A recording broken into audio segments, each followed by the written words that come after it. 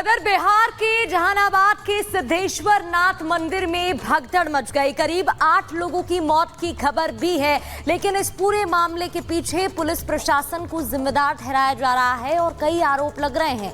क्या है पूरा मामला, रिपोर्ट देखिए।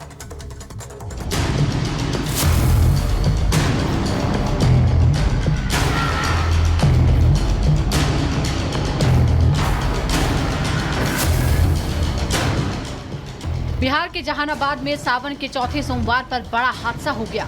मखदूमपुर के बाबा सिद्धेश्वर नाथ मंदिर में भगदड़ मचने से कई लोगों को अपनी जान गंवानी पड़ी, साथ ही कई लोग घायल भी हो गए हैं। दरअसल बाबा सिद्धेश्वर नाथ मंदिर में श्रद्धालुओं की भारी भीड़ उमड़ी थी। भीड़ इतनी ज्यादा थी कि जलाभिषेक के लिए श्रद्धालुओं के बीच धक्का मुक्की होने लगी, जिसके बाद मंदिर की सीढ़ियों पर भगदड़ मच गई और लोग एक दूसरे पर गिरने लगे। इसके बाद अफरा तफरी का माहौल हो गया और लोग अपनी जान बचाने के लिए यहाँ वहाँ भागने लगे। इस दर्दनाक हादसे के बाद पुलिस प्रशासन के आला अधिकारी मौके पर पहुंचे। घायलों को इलाज के लिए फौरन अस्पताल में भर्ती कराया गया। घटना के बाद मौके पर पहुंचे जहानाबाद के एसएचओ ने बताया कि डीएम और एसपी ने घटनास्थल का दौरा करके हाल जाना है। हाँ, यहाँ पे डीएम साहब भी आए थे, एसपी साहब भी आए थे और वो सब विजिट कर रहे हैं, सब जगह देख रहे हैं कि कहाँ पे क्या क्या ये व्यवस्था है कि सारे लोग यहाँ पर पहुँचे हैं। नाम पता का हम लोग उनके परिजन से मिल रहे हैं, सत्यापन कर रहे हैं, उनका फिर विधिवत सम्मत जो भी पोस्टमार्टम होगा हम लोग करवा रहे हैं। इस दर्दनाक हादसे के बाद पुलिस प्रशासन पर कई गंभीर आरोप लगे हैं। यहाँ मौजूद लोगों ने बताया कि मंदिर परिसर में पुलिसकर्मियों की बजाय एनसीसी कैडेट्स की ड्यूटी लगाई गई थी। साथ ही कुछ लोगों ने पुलिसकर्मियों पर लाठीचार्ज करने का भी आरोप लगाया, जिसे मंदिर में मची भगदड़ के पीछे की वजह बताया जा रहा है। घटना यहाँ पे पूरा जिम्मेवारी हम लोग प्रशासन को लगाते हैं। तो कैसे हुआ, क्या हुआ? पहाड़ पे ढेला लाठीचार्ज करवा के हुआ। और भीड़ में एनसीसी से ड्यूटी करवाया गया था, बिहार पुलिस वहाँ पे ड्यूटी नहीं कर रहा था। हालांकि जब से पुलिस की लापरवाही और लाठीचार्ज के आरोप पर सवाल किया गया तो उन्होंने सभी आरोपों को पूरी तरह से निराधार बता दिया। जैसे फोर्स और सिविल मजिस्ट्रेट्स की डेपुटेशन होती है, मेडिकल टीम की डेपुटेशन होती है, सब कुछ व्यवस्था जैसे होती है वैसे की गई है। ये दर्दनाक हादसा पुलिस प्रशासन पर कई सवाल खड़े कर रहा है। अब एसएचओ भले ही सभी आरोपों से नकार रहे हों, लेकिन हादसे के पीछे की असली वजह मामले की जांच के बाद ही पता चल पाएगा कि आखिर किसकी लापरवाही के चलते इतनी लोगों को अपनी जान गंवानी पड़ी। Bureau report, Republic Bharat.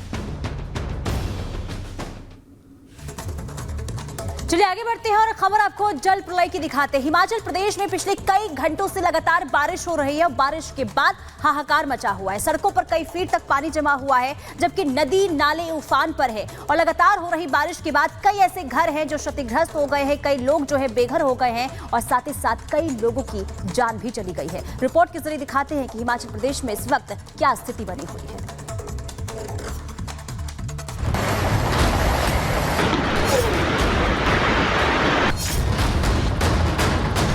रिहायशी इलाकों में पानी का सैलाब।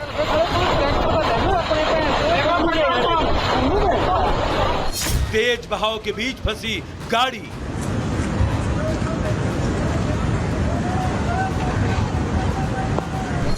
नदी में समाया हनुमान मंदिर।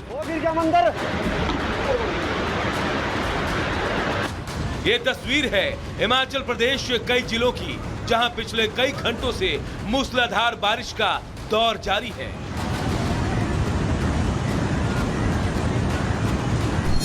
चारों तरफ पानी पानी है, हाहाकार मचा है और बारिश के बाद आया जल प्रलय सब कुछ तबाह कर रहा है।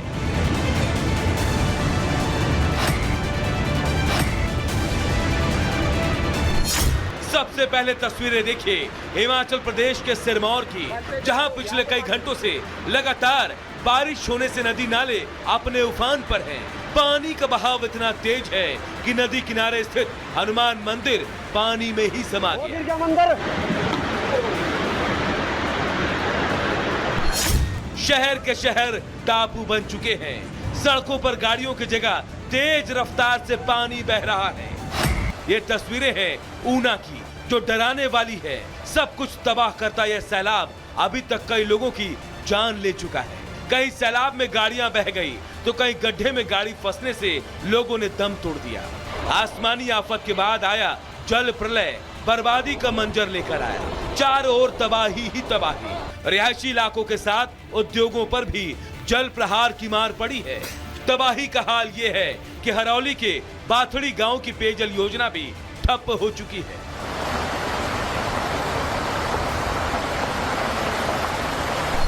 अब आपको दिखाते हैं हिमाचल प्रदेश के नाहन की तस्वीरें, जहां आसमान से बरसी आफत के बाद मारकंडा नदी खतरे के निशान से ऊपर बह रही है।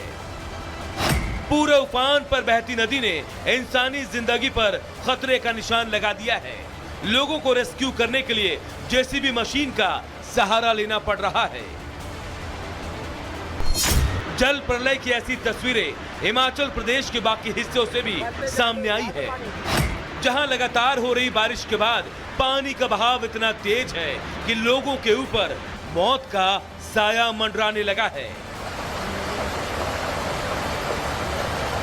दूर दूर बस तबाही की तस्वीरें दिख रही हैं। सड़कों पर बहती बर्बादी देखकर लोग घरों में कैद होने को मजबूर हो गए हैं। Bureau report, Republic Bharat. तो पिछले कई घंटों से बारिश हो रही है और बारिश की जो रफ्तार है उसके चलते सैलाब हर तरफ देखा जा रहा है। हिमाचल प्रदेश में कहां क्या स्थितियां हैं ये हम आपको बता रहे थे रिपोर्ट के जरिए, लेकिन देखिए बहुत से ऐसे इलाके हैं जो इसकी जद में आ गए हैं और ऐसे में भारी भीषण तबाही की तस्वीरें लगातार हिमाचल से सामने आ रही हैं। बारिश के बाद नदी नाले उफान पर हैं, शहरों में संकट खड़ा हो गया। कहां क्या हालात है आपको बता देते हैं। देखिए सबसे पहले बात ऊना की करें तो ऊना में बारिश से भारी नुकसान पहुंचा है, कई इलाके से प्रभावित हुए और कई लोगों की मौत की भी जानकारी मिल रही है। इसके अलावा अगली जगह के बारे में भी आपके सामने जानकारी रख देते हैं। नाहन उफान पर है, यहां मरकंडा नदी लगातार हो रही बारिश के चलते मरकंडा नदी उफान पर है और जेसीबी से अभी भी रेस्क्यू ऑपरेशन चल रहा है, लोगों को निकाला जा रहा है।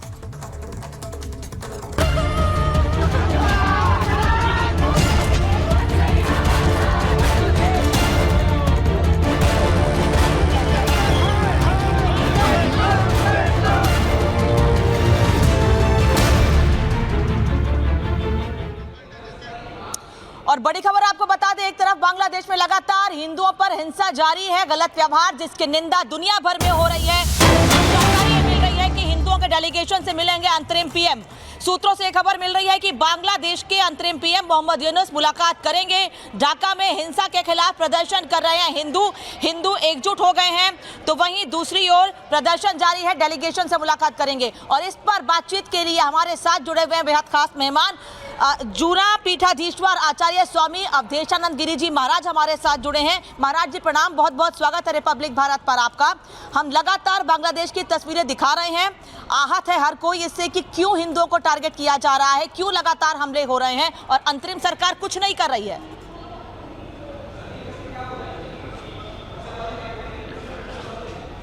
तत्काल प्रभाव से अंतरिम सरकार को इस पर कठोर कार्रवाई करनी चाहिए। वहाँ जो अराजक तत्व हैं, जो हिंसक तत्व हैं, जो अनेक संस्थाओं से प्रेरित हैं, खासतौर से पश्चिमी देशों में इसका षड्यंत्र रचा गया। उन देशों के द्वारा एक बड़ी टूल किट तैयार की गई, एक चुनी सरकार को अपदस्थ करके वहाँ केवल हिंदुओं का नरसंहार करने के लिए सब किया गया है। मैं ये कहना चाहता हूँ कि वहाँ की अंतरिम सरकार तत्काल कठोर कार्रवाई करे और यूएनओ को भी मैं अपील करना चाहता हूँ, विशेषकर संयुक्त राष्ट्र संघ मानवाधिकार परिषद को, कि पूरे संसार में कहीं कुछ होता है किन्हीं समुदायों के प्रति तो वो आवाज़ उठाते हैं, वहाँ से शिष्टमंडल डेलीगेशन जाता है और पूरे संसार भर के वे मानवाधिकारों की बात करने वाले संगठन हैं कहाँ। हमारे भारत में भी कई संगठन ऐसे हैं जो इस पर कुछ बोलने को तैयार नहीं। न जाने कितनी यहाँ पर राजनीतिक पार्टियां हैं जो बांग्लादेश पर कुछ कहना नहीं चाहती हैं। मुझे तो एक बड़ा अचंभा इस बात पर है कि पूरे संसार भर के वे संगठन बांग्लादेश पर कुछ भी कहने को तैयार नहीं, जो अल्पसंख्यकों के लिए तत्पर हो जाते हैं वहाँ सहायता पहुँचाने के लिए अथवा तो वहाँ पर उनको शक्ति और सामर्थ्य प्रदान करने के लिए। इस समय वहाँ हिंदू भारी असुरक्षा में है, विशेषकर वहाँ की युवतियां तरुणियां किस ढंग से उनको अपमानित किया जा रहा है, हिंदुओं के घर जलाए जा रहे हैं, उनको उजाड़ दिया गया है और आज भी निरंतर वो हिंसक कार्रवाई या वो एक नरसंहार अभी भी लगातार है। इस पर तत्काल अंतरिम सरकार को कुछ करना चाहिए। उन्होंने अपनी प्राइम मिनिस्टर को अपदस्थ करना था, वो उनका विषय था, पर उसके अलावा वो हिंदुओं को लक्षित करके, हिंदुओं को चिन्हित करके उनका नरसंहार न करें। उन जिहादी मानसिकता के लोगों को, वो जो दानवी और राक्षसी प्रवृत्ति के साथ हिंदुओं पर जो अमानवीय अत्याचार कर रहे हैं, झुंड के झुंड उन दानवों को नियंत्रित करने के लिए, उन पैशाचिक प्रवृत्तियों के पिशाचों को, नर पिशाचों को नियंत्रित करने के लिए अंतरिम सरकार तत्काल कार्रवाई करे। और शरणार्थी वहां से भाग रहे, हम उनका स्वागत भी करना चाहते हैं। हम कहना चाहते हैं कि अगर शरणार्थी, हिंदू शरणार्थी भारत में आते हैं तो उनका सम्मान करेंगे, स्वागत करेंगे, उनके लिए सारी व्यवस्थाएं मुहैया कराई जाएंगी। लेकिन किस ढंग से वो गहरे आतंक में डूबा हुआ है पूरा हिंदू समाज, इसके लिए वहां की सरकार का एक दायित्व बनता है। वहां की सेना मिली हुई है, वहां की सेना और पुलिस में आपस में मतभेद है। वहां की सेना कई बार पुलिस को पीटती है, पुलिस वाले कई बार सेना को मार रहे हैं। वहां जो एक अराजकता है, इस कारण भी है कि अंतरिम सरकार ही जुड़ी हुई है उस नरसंहार के लिए। तो मैं अपील करता हूं संयुक्त राष्ट्र संघ की उस महासभा से जिसमें मानवाधिकारों के लिए बड़ी सजगता है, चौकन्नापन है, वो कहाँ बैठी है? वो मूक बनकर बैठी है, चुप क्यों बैठे हैं वे सारे संगठन? उन्हें आगे आना चाहिए। मेरी बात यह है, पूरे हिंदू समाज में आक्रोश है, न केवल संत समाज में, पूरे संसार के हिंदुओं के मन उद्वेलित हैं। पूरे संसार भर के हिंदुओं के मन में भारी आक्रोश है, क्योंकि हिंदू अहिंसक है, हिंदू सभ्य है, सौम्य है। हिंदू कभी आंदोलन ऐसे नहीं करता कि किसी घर उजाड़ दिए जाएं, किसी समुदाय की सामूहिक हत्याएं कर दी जाएं। तो उन हिंदुओं ने जिनके कारण बांग्लादेश में उन्नति है, आज बांग्लादेश में जो प्रगति दिखाई दी केवल हिंदुओं के कारण, वहां की इकोनॉमी में बूम आया। और हम भारत के लोग जिन्होंने बिल्कुल, ये बड़ा सवाल यहाँ पर खड़ा होता है कि चुप्पी क्यों साधे हुए हैं। स्वामी जी, एक सवाल मेरा और रहेगा, जिस तरीके से हम भारत की बात कर रहे हैं तो विपक्ष चुप्पी साधे हुए है, या फिर जो बयान सामने आ रहे हैं वो हैरान करने वाले हैं, क्योंकि माइनॉरिटी के साथ बांग्लादेश में जो हो रहा है कहीं ना कहीं वो सबक लेने वाली बात है। इतना महत्वपूर्ण क्यों हो जाता है इस मुद्दे पर बात करना, डिस्कशन करना और इसके लिए कदम उठाना या इससे सबक लेना?